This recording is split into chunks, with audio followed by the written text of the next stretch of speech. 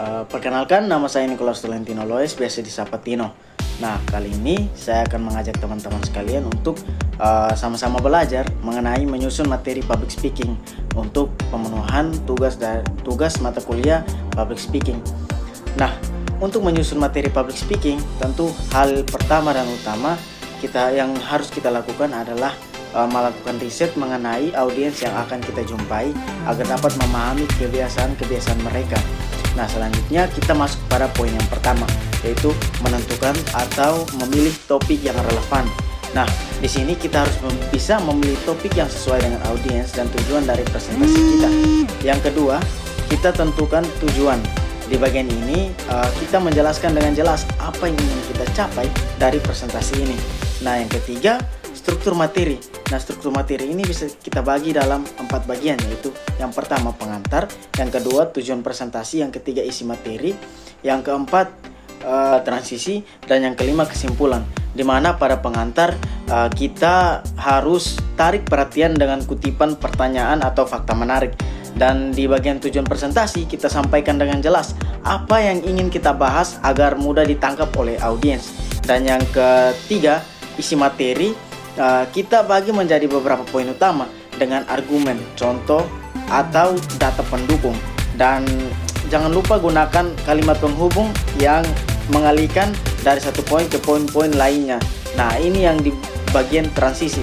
Dan yang terakhir, kesimpulan. Kesimpulan kita memuat bagaimana ringkasan poin utama dan sampai pesan kunci. Dan selanjutnya kita gunakan visual aids. Nah, visual aids ini semacam slide presentasi dengan gambar grafik atau poin kunci yang menarik. Pastikan visual aids mendukung, bahkan tidak menggantikan presentasi kita. Jadi jangan salah paham ya. Jadi kita pastikan visual aids ini mendukung, bukan malah menggantikan presentasi kita. Nah, selanjutnya gunakan bahasa yang jelas dan sederhana. Nah, hindari jargon teknis yang mungkin tidak dipahami oleh semua audiens. Nah, kita pastikan kalimat dan ide-ide yang kita presentasikan mudah dipahami dengan bahasa yang jelas dan bahasa yang sederhana. Nah, yang selanjutnya itu praktikan presentasi. Nah, latihan presentasi ini dapat membantu kita untuk lebih percaya diri dan membuat kita lebih memahami materi.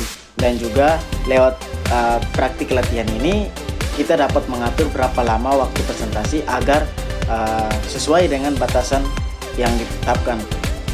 Nah, untuk praktik presentasi sendiri kita dapat lakukan dengan praktik di depan cermin atau presentasi di depan teman dekat kita. Yang selanjutnya itu ketahui audiens kita. Nah, kita harus mampu untuk sesuaikan bahasa dan konten agar relevan dengan audiens. Selanjutnya itu ajukan pertanyaan. Jangan lupa teman-teman untuk selalu libatkan audiens dengan bertanya atau mengajak mereka untuk berdiskusi agar suasana dalam ruangan itu lebih hidup. Selanjutnya adalah kendalikan nervositas. Nah, ini yang sering menjadi permasalahan utama dalam public speaking. Dan ini dapat diatasi dengan bernapas dalam-dalam, fokus pada pesan, dan ingatkan diri Anda bahwa Anda adalah ahli dalam topik ini. Ini dapat membantu untuk membuat kita makin percaya diri. Nah, yang terakhir itu evaluasi dan perbaiki. Nah, setelah presentasi, evaluasi kinerja kita ini dan terima umpan balik untuk perbaikan di masa mendatang adalah suatu hal yang sangat penting untuk membangun diri kita agar lebih baik dalam presentasi-presentasi berikutnya atau pertemuan-pertemuan berikutnya. Mungkin ini saja yang dapat saya bagikan. Terima kasih kepada teman-teman semua.